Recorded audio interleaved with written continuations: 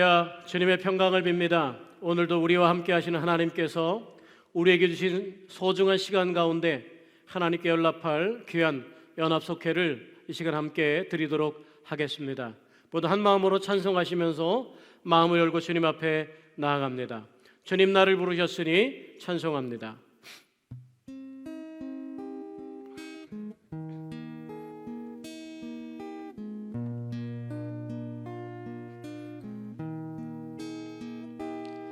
주님 나를 부르셨으니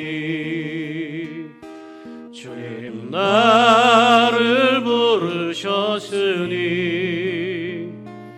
내 모든 정성 내 모든 정성 주만 위에 바칩니다. 주님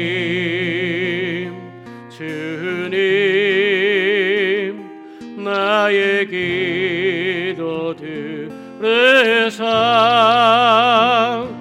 영원토록 주님만을 사모하게 하옵소서. 주님 나를 부르셨으니 주님 나를 사랑했으니 주님 나를 사랑했으니 이 몸 바쳐서 주만 따라가렵니다. 주님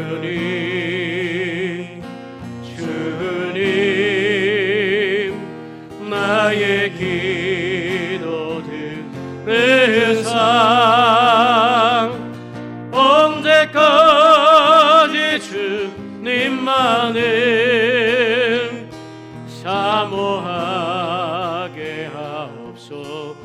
주님 나를 구원했으니 주님 나를 구원했으니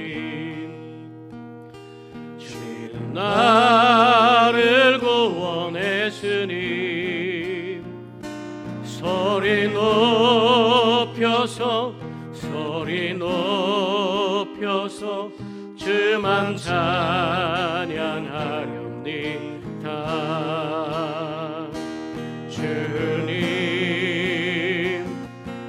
주님 나의 기도 들으사 할렐루야. 주님만을 사모하게 하옵소서.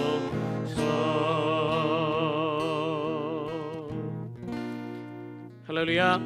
우리를 부르신 주님께서 우리와 함께 계시고 우리 예배를 받으시는 줄로 믿습니다. 오늘 우리가 은혜 받을 하나님의 말씀은 사도행전 26장 24절에서 29절의 말씀입니다. 제 성경으로 신약성경 233쪽에 있습니다. 사도행전 26장 24절에서 29절 말씀을 제가 받들어 읽겠습니다. 바울이 이같이 변명하매 베스도가 크게 소리내어 이르되 바울아 내가 미쳤도다. 내 많은 학문이 너를 미치게 한다 하니 바울이 이르되 베스도가 가여 내가 미친 것이 아니요 참되고 온전한 말을 하나이다. 왕께서는 이 일을 아시기로 내가 왕께 담대히 말하노니 이 일에 하나라도 아시지 못함이 없는 줄 믿나이다. 이 일은 한쪽 구석에서 행한 것이 아니니이다. 아그리빠 왕이여 선지자를 믿으시나이까? 믿으시는 줄 내가 아나이다. 아그리빠가 바울에게 이르되 내가 적은 말로 나를 권하여 그리스도인이 되게 하려 하는도다.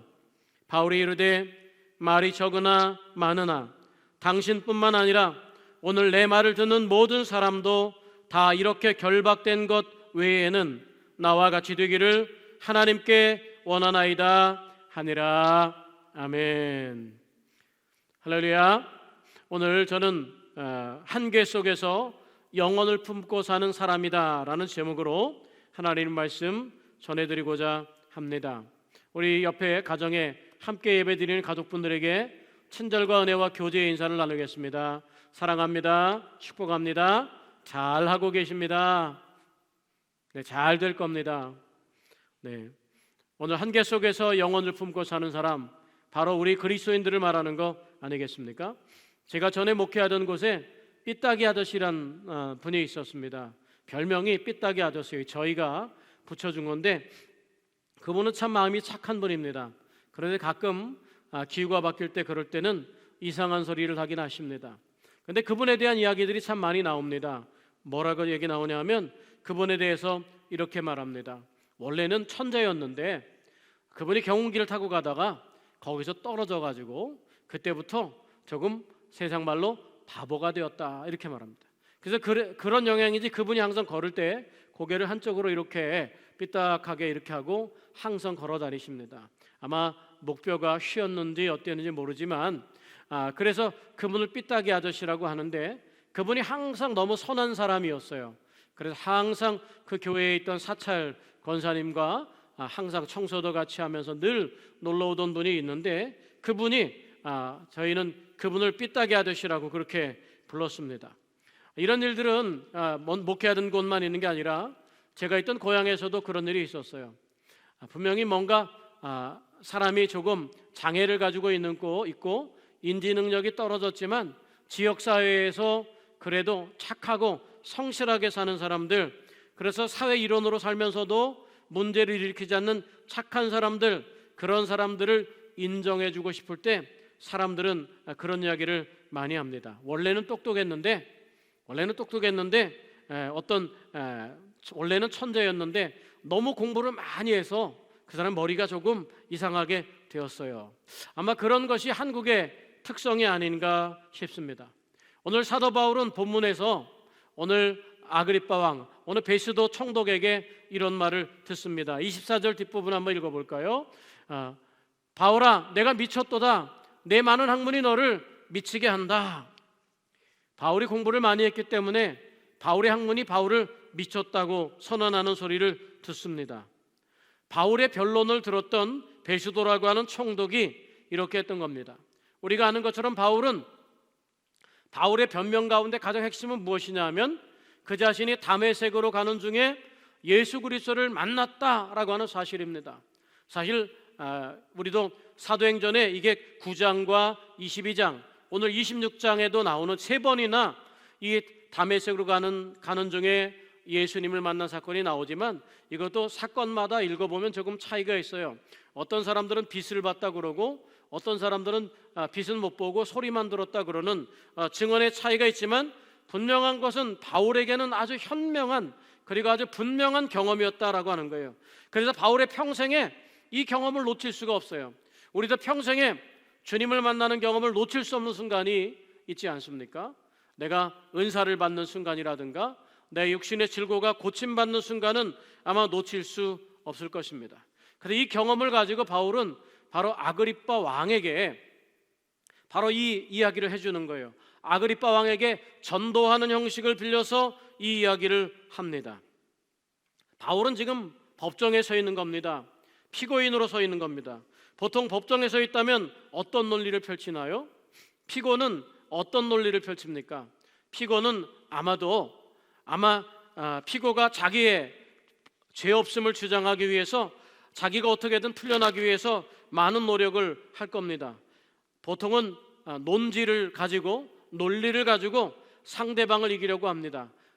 합리적으로 자기가 왜 죄인이 아닌지, 자기가 억울하게 누명을 썼는지 논지와 논리를 가지고 이기려고 하는데 오늘 바울은 그러지 않고 있어요. 논리와 논지로 한다면 그 다음에 어떻게 합니까? 그 다음엔 감정에 호송하죠. 펑펑 울면서 감정적으로 억울함을 호소해서 그렇게 어떤 마음에 자기가 무죄하다는 사실을 끌어내려고 합니다. 그런데 바울은 그렇게 자기 변론을 하지 않아요.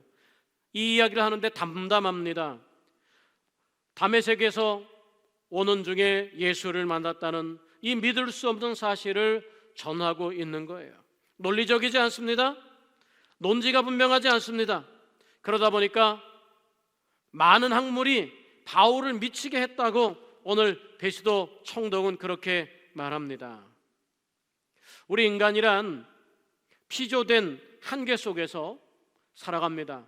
그런 우리가 영원한 것을 담아냈을 때 우리가 표현할 수 있는 방법이 무엇일까요?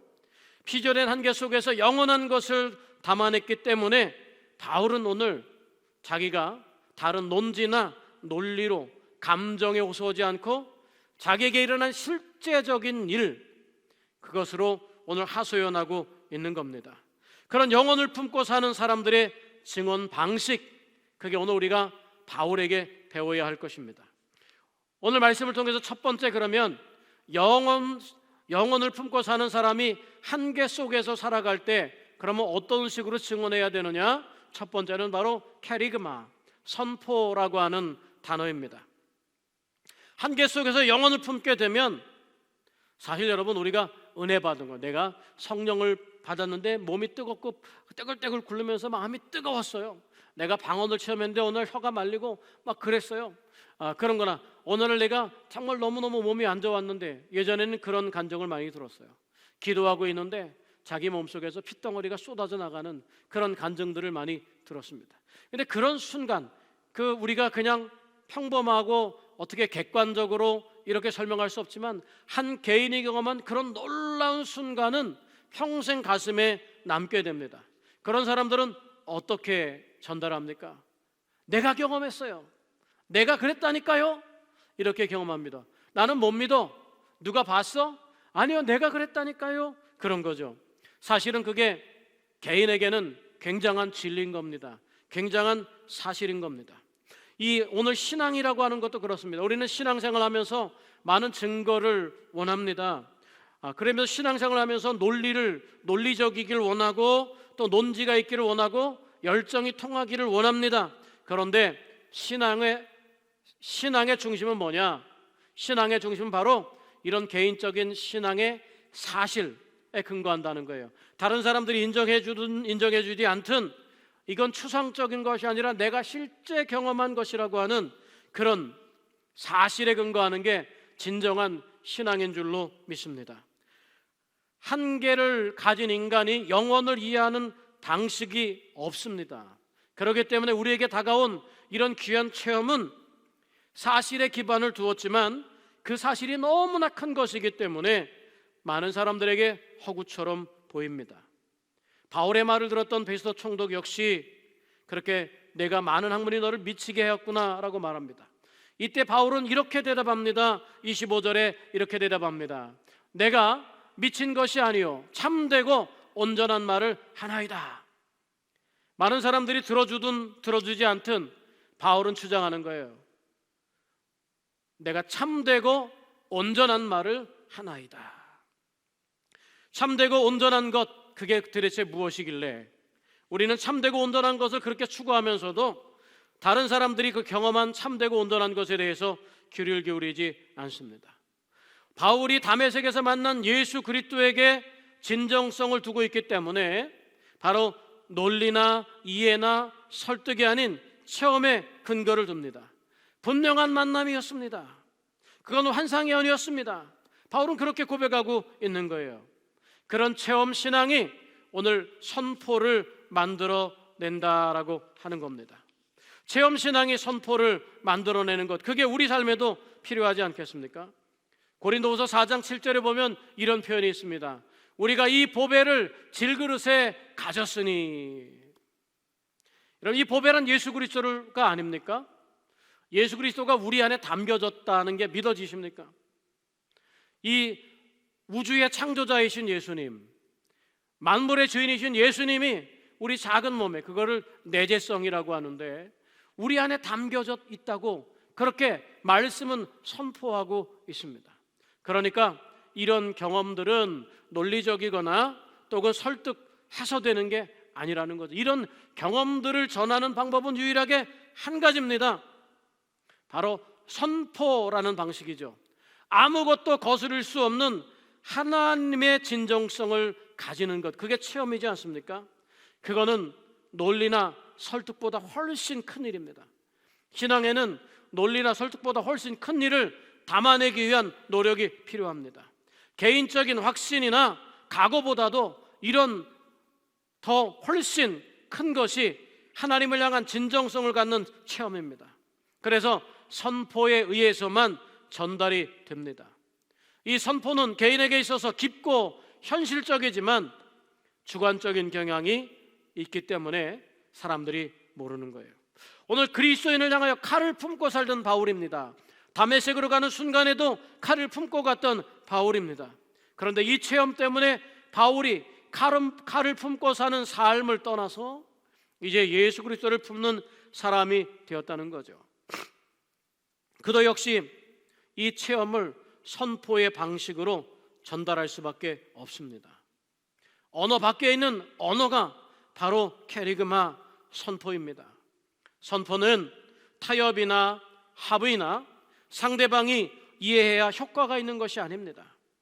반면에 선포는 상대편이 방해한다 할지라도 절대로 소멸될 수 없는 게 선포입니다. 그게 올곧게 흔들림 없는 것이 진정한 선포의 신앙입니다. 하나님 안에서의 진정성, 그거 우리가 가져야 될 줄로 믿습니다. 바울은 로마서 12장 14절에 이런 말을 합니다. 너희를 박해하는 자를 축복하라. 축복하고 저주하지 말라. 여러분, 너희를 박해하는 자를 어떻게 축복할 수 있을까요? 어떻게 저주하지 않을 수 있을까요? 로마서 12장에는 이 14절부터 21절까지 쭉 이런 이야기들을 나옵니다. 악인을 품어주고, 그러면서 21절에 끝에 이렇게 말합니다. 악에게 지지 말고 손으로 악을 이기라. 악에게 지지 말고 손으로 악을 이기라는 말이 도대체 무슨 말씀입니까? 우리는 이 말씀을 들으면서 아마 그렇게 생각할 거예요.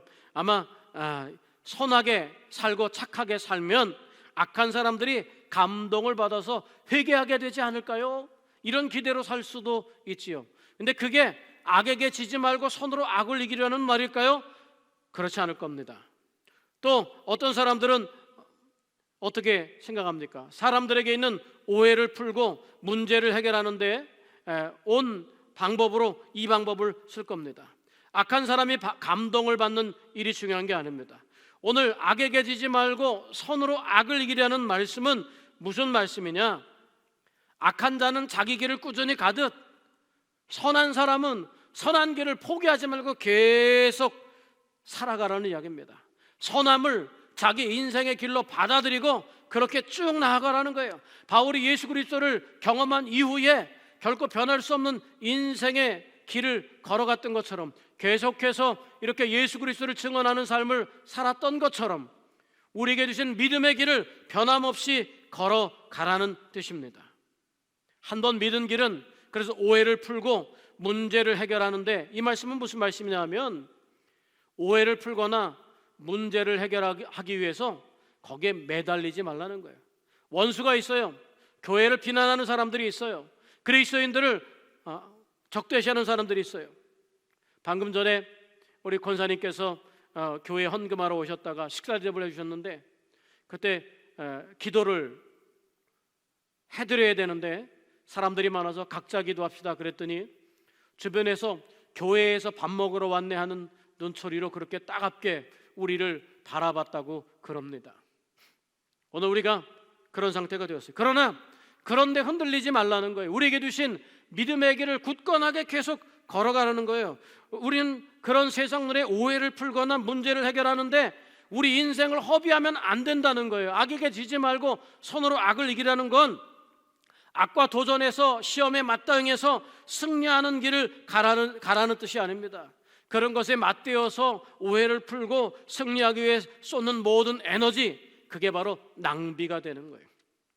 악과 싸우는 낭비를 가진 그런 인생을 살지 말고 어디 우리에게 주신 선한 길을 올곧게 꾸준히 걷는 것, 그게 악에게 지지 않고 손으로 악을 이기는 길인 줄로 믿습니다. 사회의 악을 제거하고 약점을 다 제거하는 것이 인생의 길, 신앙의 길이 아니라는 거예요. 자기에게 주신 길, 오늘 나에게 주신 길, 나를 붙들어 주신 예수 그리스도와 손잡고 가는 길을 어느 누가 뭐라 하든 다른 데 에너지를 쏟지 않고 그 믿음의 삶을 향해서 계속 걸어나갈 수 있는 저와 여러분이 되기를 축복합니다. 그것이 바로 우리가 받아들여야 될 선포의 신앙이고 선포의 길입니다. 우리 찬송 한 장 하겠습니다. 내가 너를 믿고 맡긴 사명.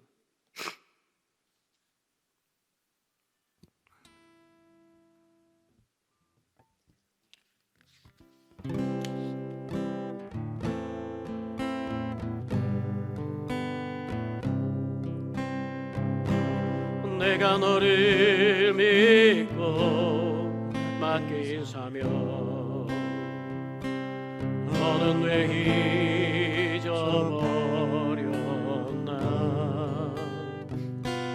나만 따르리라 하던 약속 너는 왜 잊어버렸나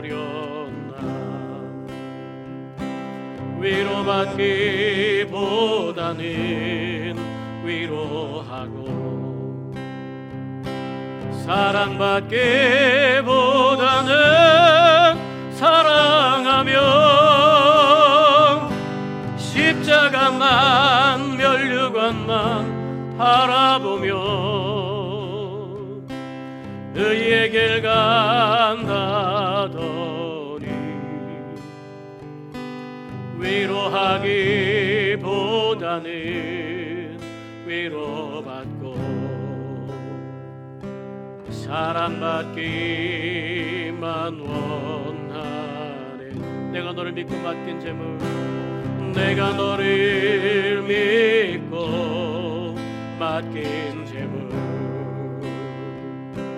왜 너의 배만 채우나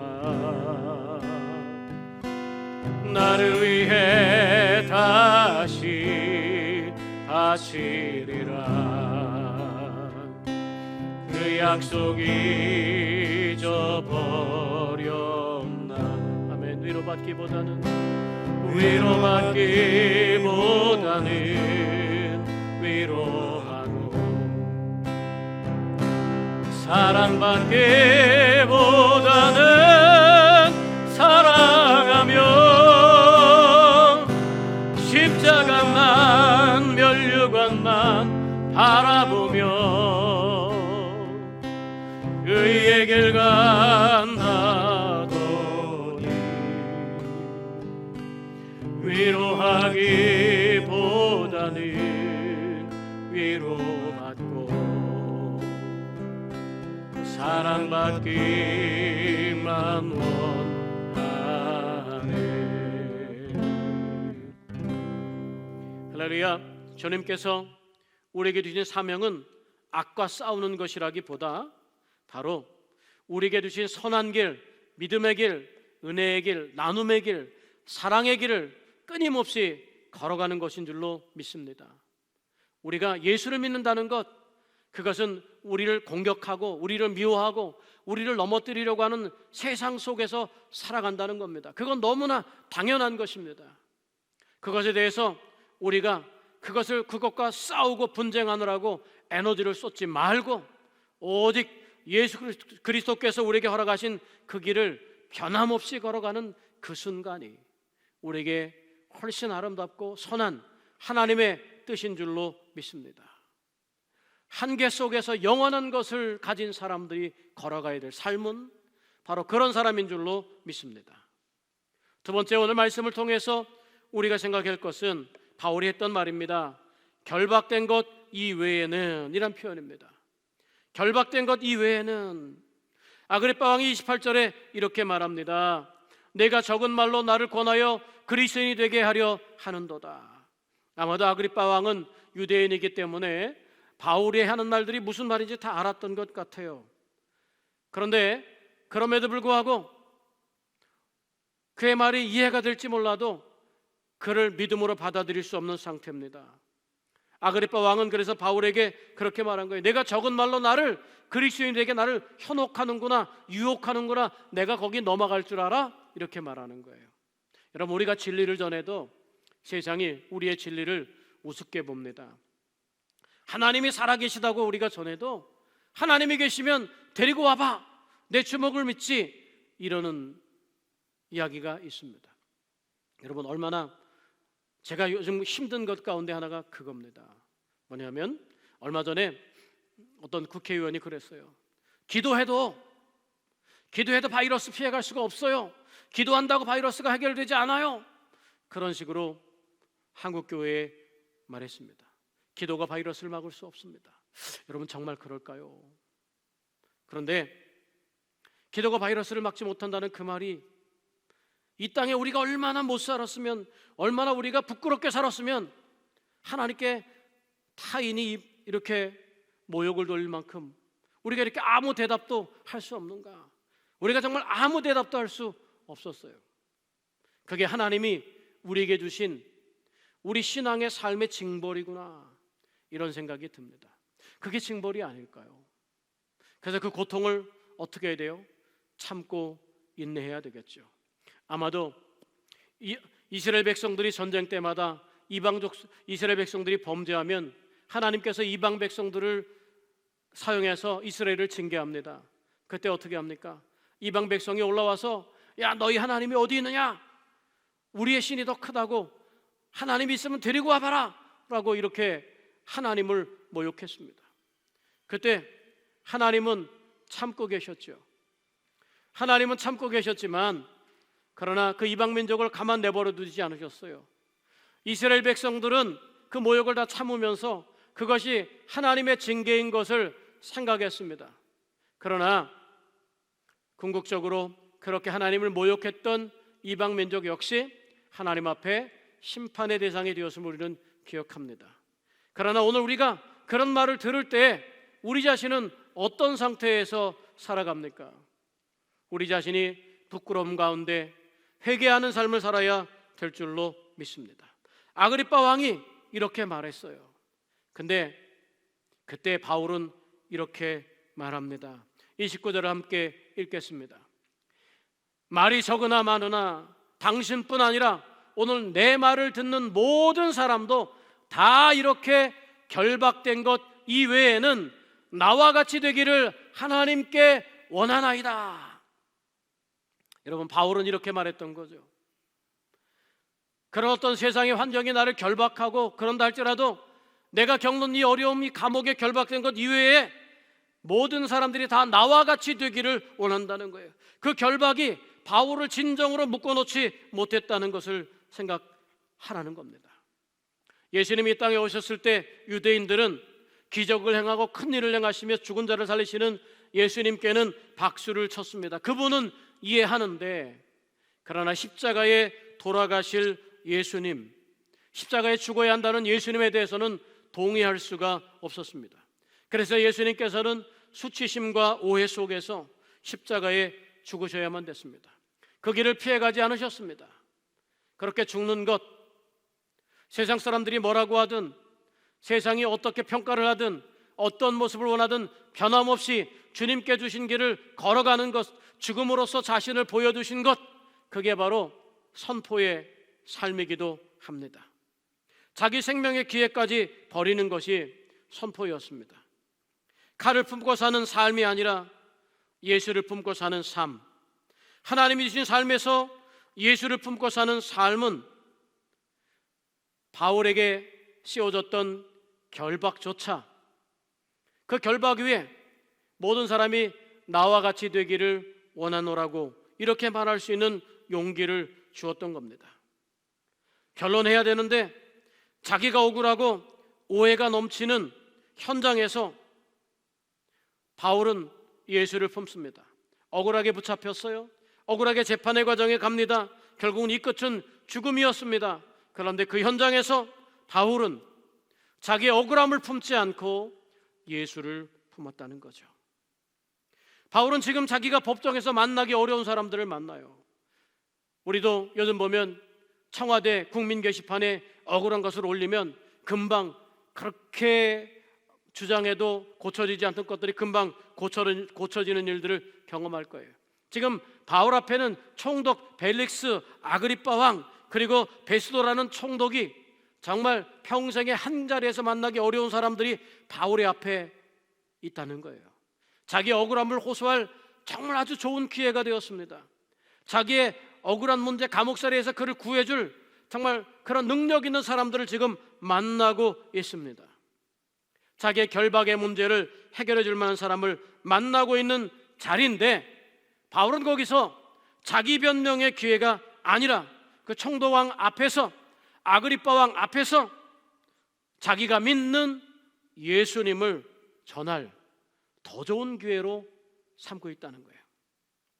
자기가 살아날 변론의 기회를 포기하고 예수를 전할 기회로 그 기회를 바꿔버리는 바울의 삶, 그게 오늘 우리가 읽는 이 말씀입니다. 말이 적으나 많으나 당신뿐만 아니라 오늘 내 말을 듣는 모든 사람도 다 이렇게 결박된 것 외에는 나와 같이 되기를 하나님께 원하나이다. 여러분, 우리 살면서 무엇이 불만입니까? 환경이 받쳐주지 않습니까? 태어나기를 잘못 태어났습니까? 사람을 잘못 만났습니까? 바울은 이렇게 말하는 거예요. 그런 것들이 문제가 아니라 그런 것들을 대하고 그런 것들과 연관지어진 삶 속에서 내가 믿음이 없음이 문제라고 말하는 거예요. 무엇이 불만이 돼야 됩니까? 예배를 교회에서 드릴 수 없는 것, 혹은 사람을 못 만나는 것, 그것만이 아니에요.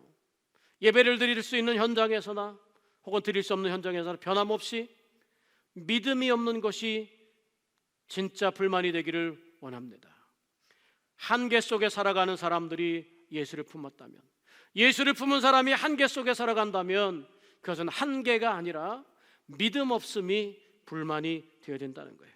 우리의 믿음은 얼마나 욕심에 번복되어 있습니까? 기도함으로 내 원수와 싸워 이기기를 원하잖아요. 기도함으로 뭔가 대단한 일을 얻어내길 원하잖아요. 믿음을, 소원을 하나 이루는 그런 하나의 조건으로 만들지 않습니까? 그냥 나도 잘 되고 집도 잘 되고 그냥 내 인생 한번 팔자 펴보자는 그런 충족된 욕구를 위해서 믿음 생활을 하지 않습니까? 그런 조건 속에 살다 보면 타인을 위해, 이웃을 위해 쉽게 마음에 칼을 품습니다. 예수를 믿는다는 것은 그 모든 것에 대해서 우리가 다시 생각해 봐야 됩니다. 오늘 바울의 말씀을 들으면서 우리가 믿는다는 게 도대체 무엇인지를 다시 생각해 보게 되기를 원합니다. 바울이 오늘 한 행동, 법정에서 한 이 행동을 보면서 우리도 그렇게 해야 될 줄로 믿습니다. 믿음은 바울의 것만이 아닙니다. 오늘 저와 여러분의 것입니다. 자기 변론의 기회를 그리스도를 전하는 기회로 바꾸면서 자기 생명을 내던졌던 바울, 내가 결박된 것 이외에는 모든 사람들이 다 나와 같이 되기를 원한다고 했던 바울의 고백은 오늘 우리의 믿음이 가는 길, 그게 어떤 길인지를 보여줍니다.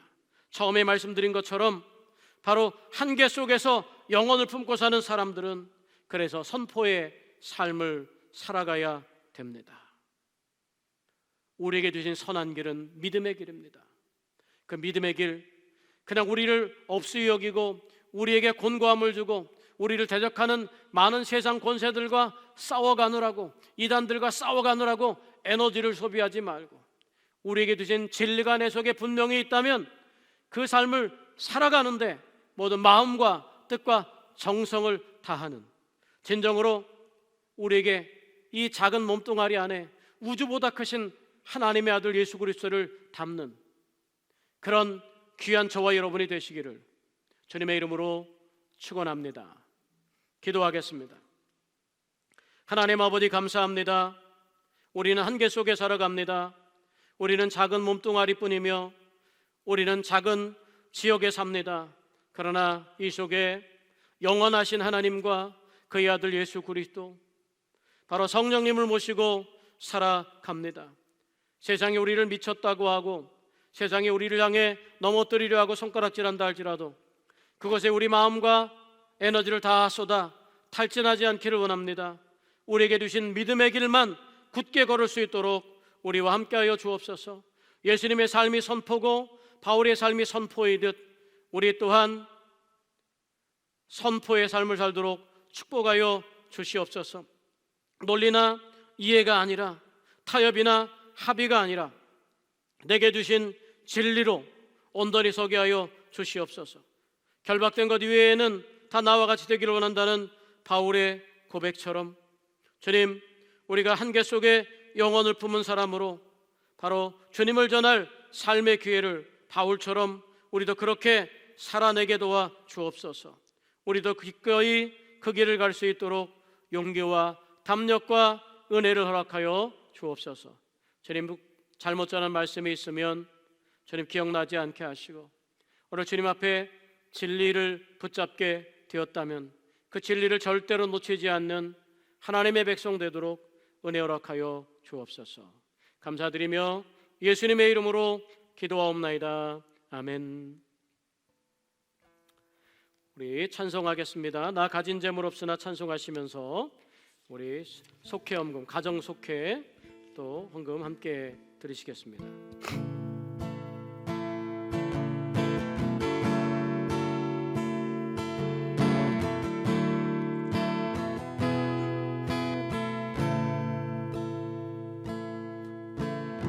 나 가진 재물 없으나 나 남이 가진 지식 없으나 나 남에게 있는 건강이 있지 않으나 나 남이 없는 것 있으니 나 가진 재물 없으나 나 남이 가진 지식 없으나 나 남에게 있는 건강이 있지 않으나 나 남이 없는 것 있으니 나 남이 못 본 것을 보았고 나 남이 듣지 못한 음성 들었고 나 남이 받지 못한 사랑 받았고 나 남이 모르는 것 깨달았네.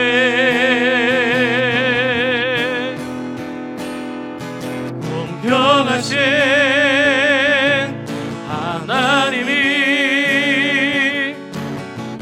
나 남이 가진 건 나 없지만 공평하신 하나님이 나 남이 없는 것 갖게 하셨네.